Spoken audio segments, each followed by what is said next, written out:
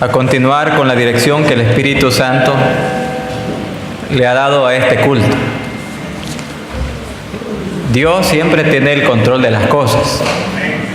Y para mí no es extraño, sino yo sé que es la obra de Dios, que todo lo que hemos cantado compagina con el tema que vamos a estar estudiando. Y creo yo de que el Señor hará algo en esta mañana. Así que vamos a orar y después leemos el pasaje bíblico.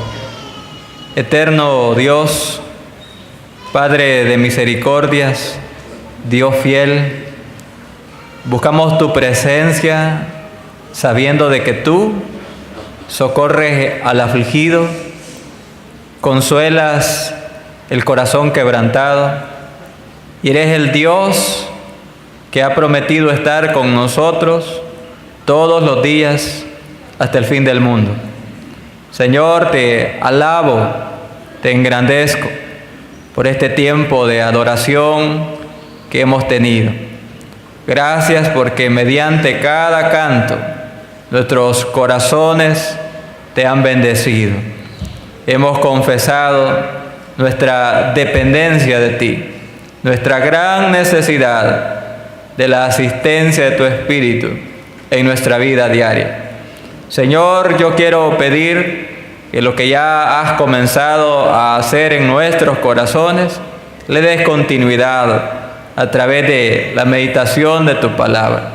Te ruego que el mensaje que este día compartiré pueda ser tomado por el Espíritu de Dios para la bendición de la iglesia y para la salvación de quien no conoce a Cristo personalmente.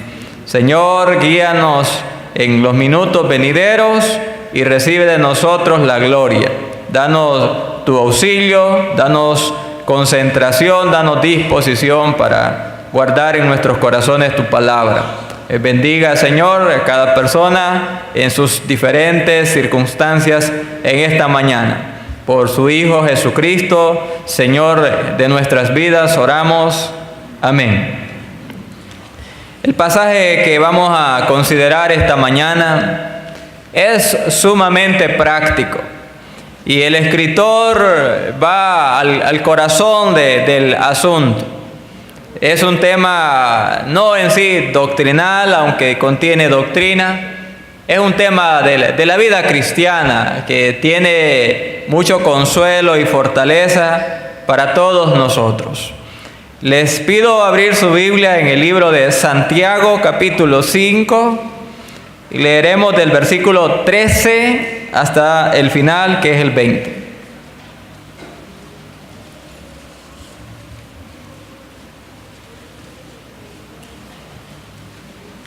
Santiago 5, del versículo 13 hasta el 20, vamos a considerar.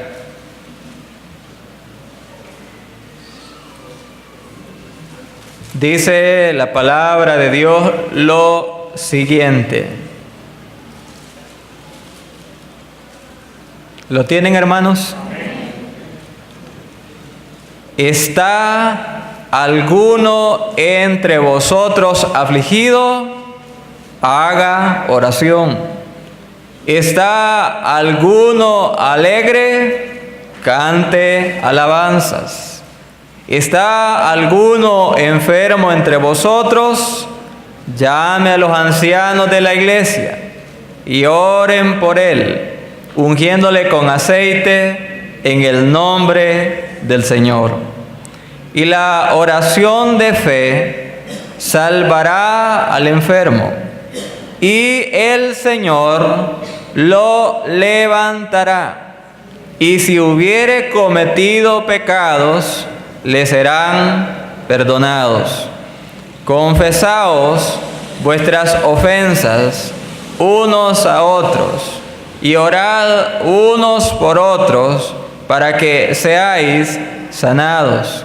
La oración eficaz del justo puede mucho. Elías era hombre sujeto a pasiones semejantes a las nuestras, y oró fervientemente para que no lloviese, y no llovió sobre la tierra por 3 años y 6 meses. Y otra vez oró, y el cielo dio lluvia, y la tierra produjo su fruto. Hermanos, si alguno de entre vosotros se ha extraviado de la verdad, y alguno le hace volver, sepa que el que haga volver al pecador del error de su camino, salvará de muerte un alma y cubrirá multitud de pecados. Amén, hermanos. El tema de esta mañana se titula Las invitaciones divinas para los creyentes.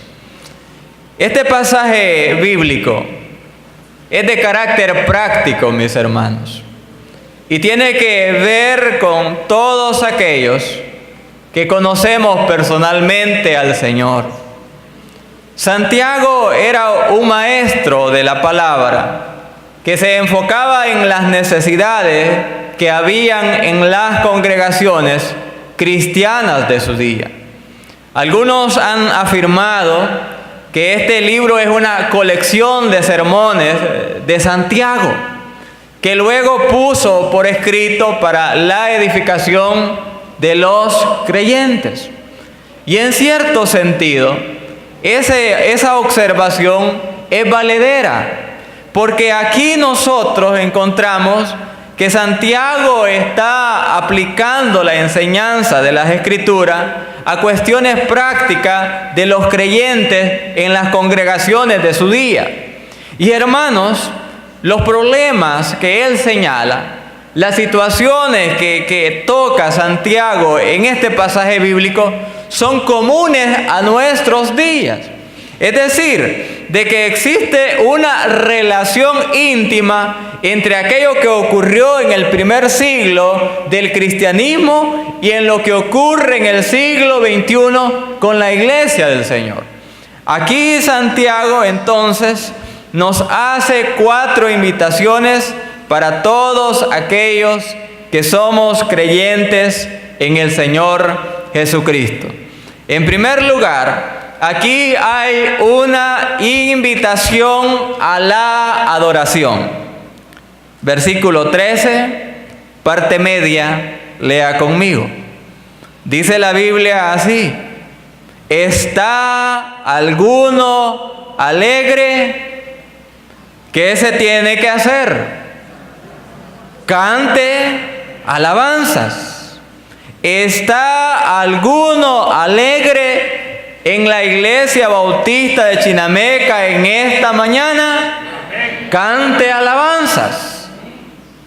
Hermanos, algunos hacen ver la vida cristiana como una carga insoportable, como un trajinar en el cual el creyente vive de prueba, tras sufrimiento tras sufrimiento. Pero nosotros sabemos por experiencia personal y por el testimonio de la Escritura de que eso no siempre es verdad. Y Santiago era consciente de que en la vida cristiana también se atraviesan tiempos de gran bendición donde el alma nuestra se regocija de manera grande. Entonces, ¿qué nos dice Santiago? Que cuando las bendiciones de Dios descansen sobre su vida de una manera particular y hermosa, usted prorrumpa en cánticos dirigidos hacia el Señor. ¿No es acaso cierto, hermanos, de que a veces gozamos de muy buena salud? Existe una excelente estabilidad familiar, la prosperidad económica visita al creyente. Y en su vida espiritual también la persona se siente animada, con deseos de servir, con deseos de trabajar en pro de la obra del Señor. Si usted está así en esta mañana, si usted ha venido con un corazón rebosante de felicidad, porque todo en la vida le está sonriendo, en este día, cántele alabanzas al Señor y dele gracias por ser tan bueno y tan fiel con usted. Es, hermanos, conveniente de que esta actitud esté presente en nosotros cuando estamos felices, cuando estamos contentos, el de adorar al Señor. Porque hay creyentes que hacen lo siguiente: cuando las cosas están bien, cuando las cosas marchan de maravilla, hacen otro tipo de cosas. Se dejan de congregar y en lugar de venir al servicio de adoración a cantarle al Señor, se van a la feria Consuma o se van a la playa. Pero eso no es lo que dice el Señor. El Señor dice en el pasaje bíblico que si usted está alegre, que lo alabe, que lo bendiga, que sus labios confiesen cuán bueno y cuán fiel es el Dios en quien hemos confiado. Aquí también hay una segunda invitación. Y aquí sí, este es la otra cara de la vida cristiana, y no hay duda de ello. Aquí está una invitación, hermanos, a la oración. Ahora fíjense la parte inicial del versículo 13, que abarca el versículo 14 en adelante también. Dice así la Biblia: ¿está alguno entre vosotros? Y vean la palabra que usa. Aquí ya las circunstancias han cambiado. Aquí lo que está ocurriendo en el corazón del creyente es muy diferente a lo mencionado. ¿Está alguno entre vosotros afligido? ¿Qué nos dice el Señor? ¿Cuál es la invitación de Él? Haga oración. Hermanos, las aflicciones nos visitan inesperadamente. Y a veces llegan para quedarse por largo tiempo en nuestra vida. El día de ayer, una hermana allá en California se me acercó y me dice: hermano, le pido que ore por mi cuñado. Y cuando ella dijo esa frase, se notó que la voz de ella se quebrantó, porque obviamente la situación que atraviesa esta persona es bastante delicada, es bastante grave. Nosotros, hermanos, debemos ser sensibles a nuestros hermanos en la iglesia. Y cuando digo sensibles, es de que no podemos obligar a los hermanos a mostrar una actitud que realmente no es la que hay en sus corazones. Por ejemplo, yo no puedo pensar que todos aquí están alegres. Quizás una buena parte aquí está alegre. Y yo les voy a decir: hermano, hay que confiar en el Señor y regocíjense. Y usted va a secundar lo que yo digo. Pero hay quizá en este santuario algunos creyentes que no pasan por la mejor temporada de su vida cristiana.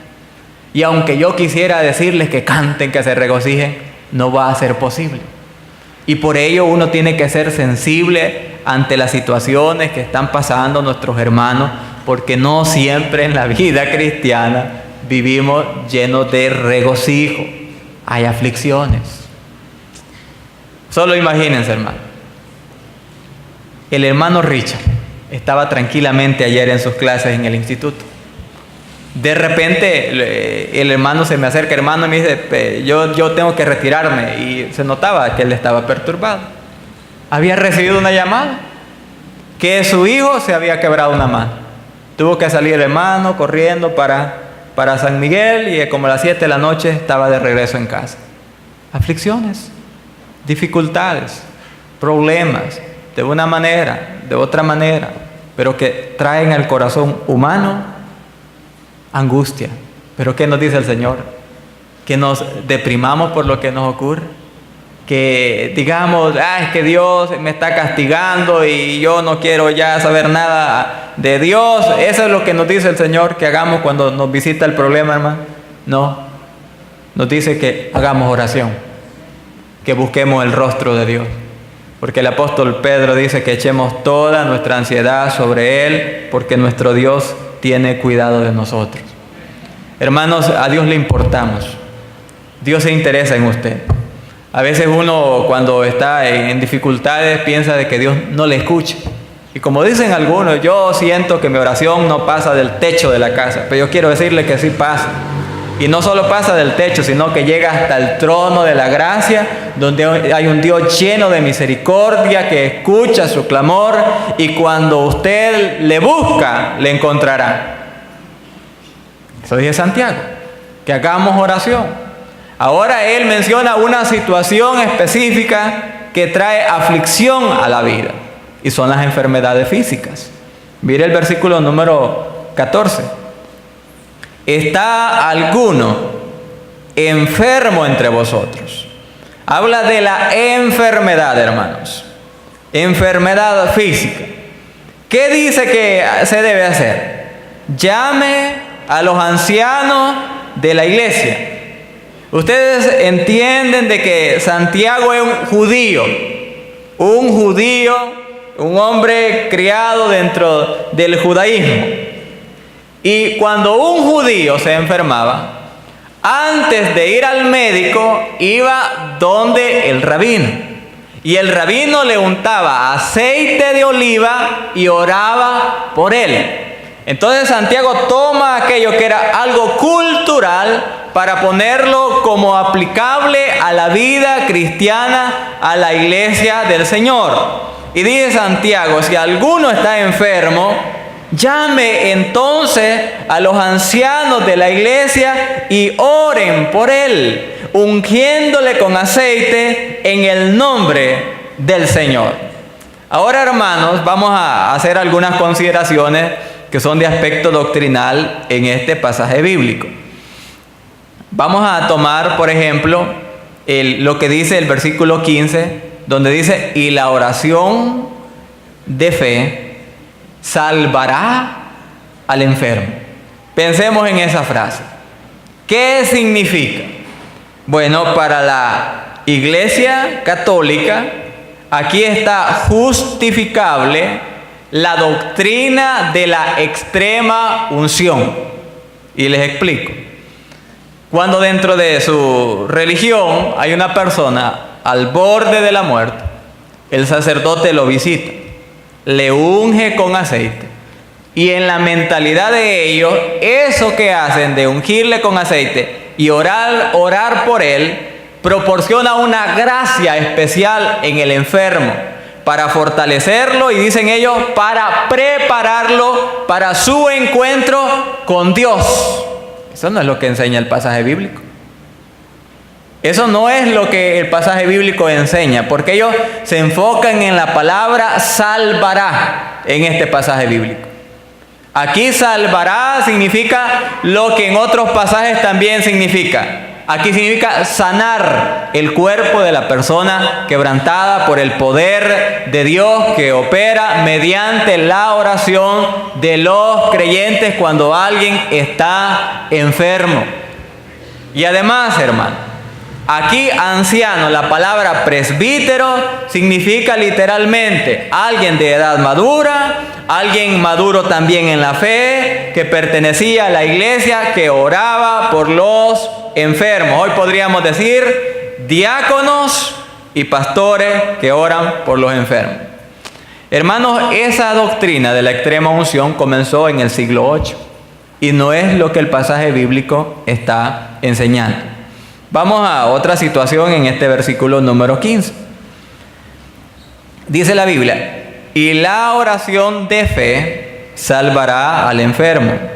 Pero vean que no es en sí la oración, es el Señor, hermano. Y el Señor lo levantará. Y si hubiere cometido pecados, le serán perdonados. Otra situación. Aquí se hace una correlación entre el pecado y las enfermedades físicas. Y digamos lo siguiente, hermano. En la cultura judía, cuando una persona se enfermaba o tenía alguna enfermedad, era señal de que esta persona había pecado contra Dios. ¿Se recuerdan del hombre ciego? De Juan capítulo 9. Cuando pasan sus discípulos y le dicen a Jesús, Señor, ¿quién pecó? ¿Este o sus padres para que haya nacido ciego?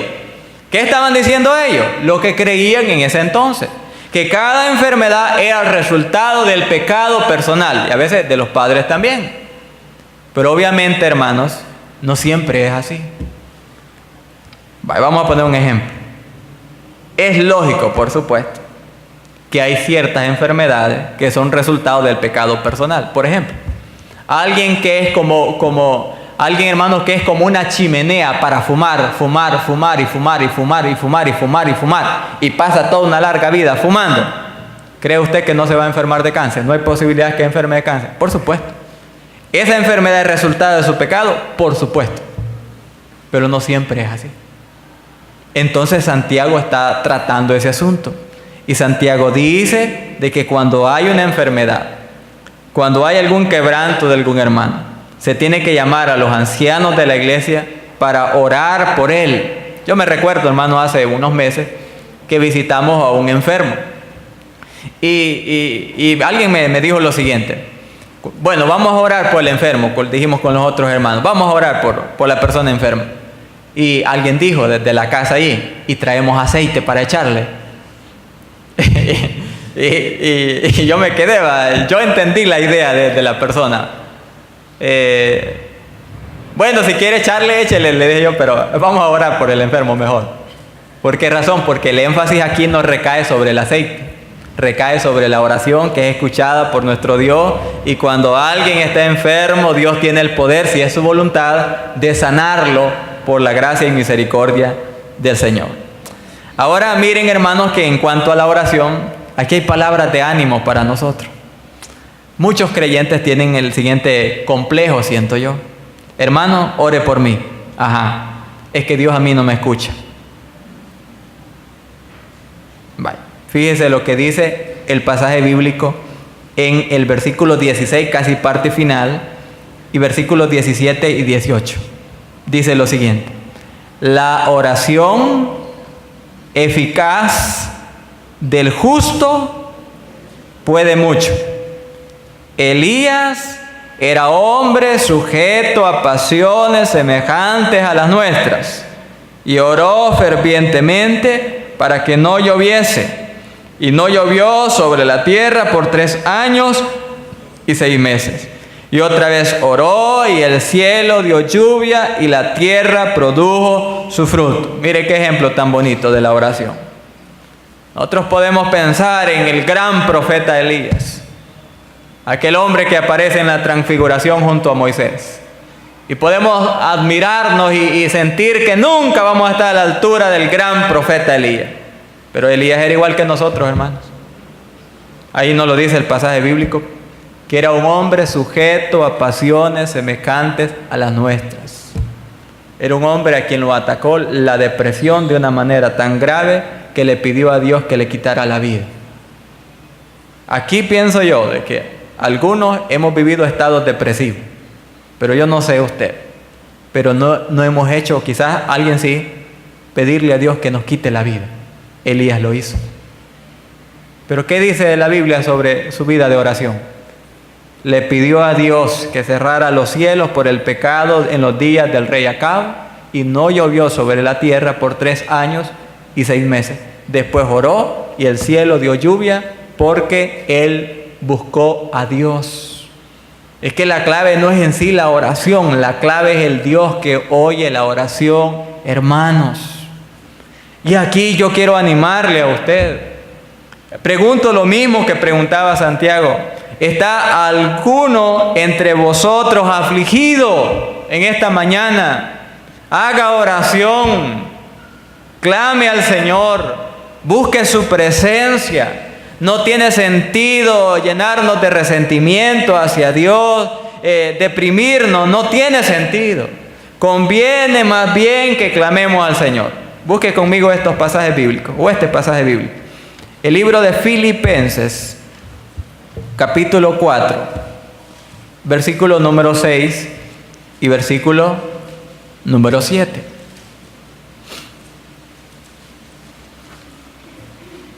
Dice lo siguiente: por nada estéis afanosos, sino sean conocidas vuestras peticiones delante de Dios en toda oración y ruego con acción de gracias. Y la paz de Dios, que sobrepasa todo entendimiento, guardará vuestros corazones y vuestros pensamientos en Cristo Jesús. Miren, hermano, cuando nosotros oramos, Dios nos pone paz. Dios está en control y Él sabe qué hacer. Búsquelo entonces. Número 3. Aquí hallamos una invitación también a la confesión. Versículo número 16. Dice la Biblia así: confesaos vuestras ofensas unos a otros y orad unos por otros para que seáis sanados. Otro aspecto, hermano. La Iglesia Católica sostiene bajo este versículo y otros que hacen referencia a ello, lo que se conoce como la confesión sacramental. ¿Qué es esto? De que una persona, cuando ha pecado, feligrés de esa religión, va donde el sacerdote y le confiesa sus pecados. Allá el sacerdote le dice: mire, su pecado es perdonado, tiene que rezar 3 Ave María, 2 Padre Nuestro, y no me acuerdo qué otras cosas le dice. Eso no es lo que dice el pasaje. Fíjense que aquí, en primer lugar, si usted se fija, el pasaje no menciona ir a confesarle a ningún sacerdote esto. La confesión es entre miembros de las congregaciones. Mire, está claro en el pasaje: confesaos vuestras ofensas unos a otros. A veces los creyentes se discuten entre sí, hermanos, se pelean. ¿Sucede eso? No sucede. Sí hay desacuerdo. Sí hay desacuerdo. ¿Y hay ofensas? Sí hay ofensas. Imagínense que hasta Pablo y Bernabé se pelearon, hermano. Es interesante que el pasaje, cuando menciona que tuvieron tal desacuerdo, que salió uno por un lado y el otro por el otro, es que se salieron de control los dos. Es un pleito bien fuerte entre los dos. Entonces Santiago dice: cuando ocurra un altercado, un roce entre los cristianos, entre los creyentes, ¿qué deben hacer? Ahí lo dice: confesar sus ofensas los unos a los otros, obviamente para pedir perdón, y obviamente para que la otra persona responda diciéndole: hermana, te perdono lo que me hiciste. Vale, busquemos este otro pasaje bíblico. Miren, hermano, pero búsquenlo conmigo, Colosenses. A veces nosotros como creyentes pecamos al ofender a nuestros hermanos, pero a veces nosotros pecamos por la forma en cómo reaccionamos ante el pecado cometido en nuestra contra. Y vean cómo es lo que lo dice el apóstol Pablo en Colosenses capítulo 3, versículo número 13. Mire lo siguiente. Dice Colosenses 3:13. Dice la Biblia: soportándoos unos a otros y perdonándoos unos a otros, si alguno tuviere queja contra otro. De la manera que Cristo os perdonó, así también hacedlo vosotros. Aquí se nos hace ver, hermano, cuál debe ser nuestra reacción, nuestra actitud ante las ofensas de otros hermanos. Y menciona 2. Hay que soportarlo. Hay hermanos que dicen: mira, este hermano me cae mal. Sopórtelo. Es que la sangre no congeniamos. No, es que la persona se parece a usted, por eso no se lleva. Note eso, que hay personas con las que uno no se lleva porque se parecen al temperamento que uno tiene. Entonces, como no nos gusta cómo somos en algunas cosas, no nos gusta cómo es esa persona en ciertas cosas también. Pero hay que soportarnos. unos a otros. Esa es una reacción. Y la segunda, ahí está. Perdonándoos, dice el apóstol, unos a otros, si alguno tuviere queja contra otro. De la manera que Cristo os perdonó, así también hacedlo vosotros. Entonces, ¿cómo debemos reaccionar? Extendiéndole el perdón a los hermanos. Porque mire, no perdonar, ¿a quién le hace daño cuando uno no perdona? Dígame usted. A uno mismo. ¿Cree usted que se tiene gozo viviendo amargado uno? No. Mire, yo no lo he perdonado, pero no siento nada hacia él. Es mentira. Si usted no ha perdonado, siente algo hacia esa persona. Y aquí dice que debemos perdonarnos como Cristo nos perdonó a nosotros. ¿Qué significa? Hermanos, ¿cuántas veces hemos ofendido a Cristo nosotros? Millones de veces, hermano. ¿Y cuántas veces nos ha perdonado Cristo? Todas las veces. Entonces, a veces la persona no merece que lo perdonemos, pero tampoco nosotros merecíamos el perdón y el Señor nos perdonó. Entonces, cuando alguien le ofenda, mire, sea humilde y en el nombre del Señor, sopórtelo a veces, pero más bien perdone a esa persona para que usted vuelva a tener paz y comunión verdadera con el Señor. Y ahora vean la conexión que sale aquí, Santiago 5, Santiago 5:16. Hay una conexión bien bonita. Confesaos vuestras ofensas unos a otros.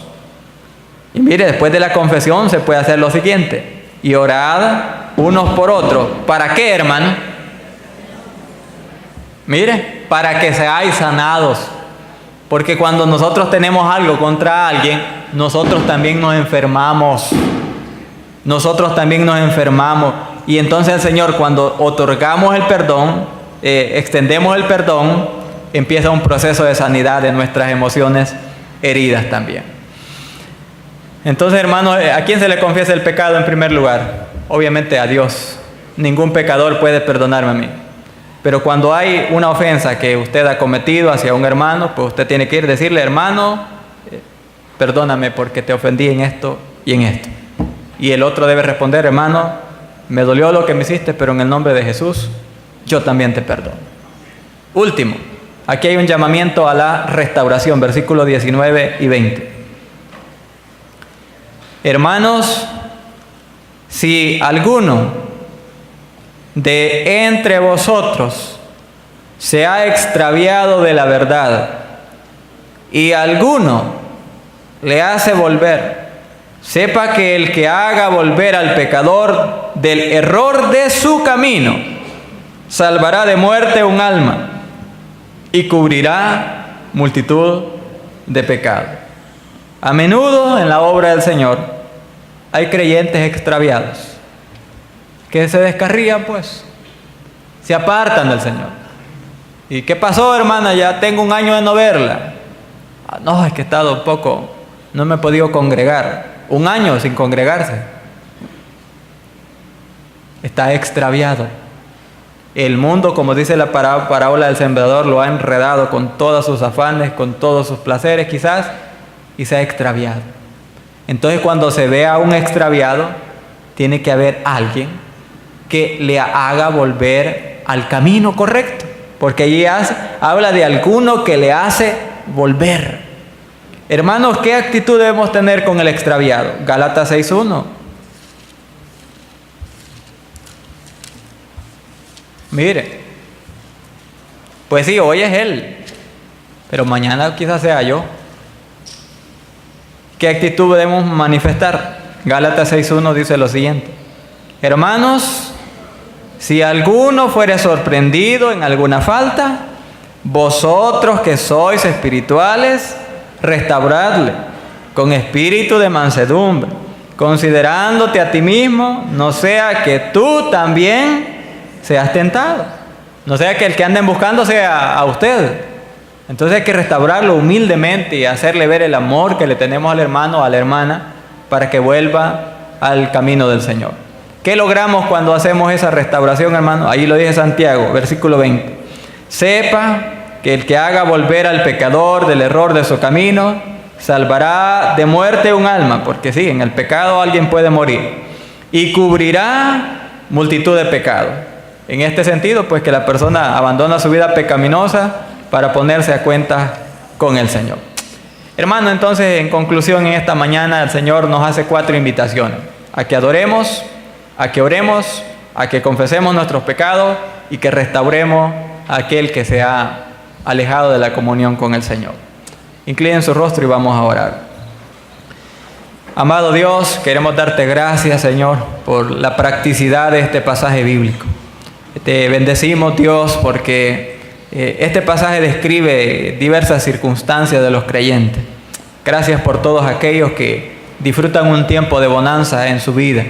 Gracias, Señor, porque tú, como dice el libro de Job, les has rodeado con tu favor y hoy están alegres, hoy están agradecidos. Pero probablemente algunos otros que están aquí no pasan por la misma situación. Algunos quizás en esta semana han estado llorando, han estado llenos de gran ansiedad, se encuentran en este santuario cargando con cosas en su vida que no saben manejar. Señor, por ellos también suplicamos, para que hoy tu divina presencia se manifieste en sus vidas y les socorra. Dios amado, queremos orar en este momento también por aquellos extraviados, aquellos que no han permitido el gobierno del Señor Jesucristo completo en sus vidas y que quizás han sido ya reprendidos, pero han respondido mal. Oramos para que tú hoy los restaures, los llames a estar en comunión contigo.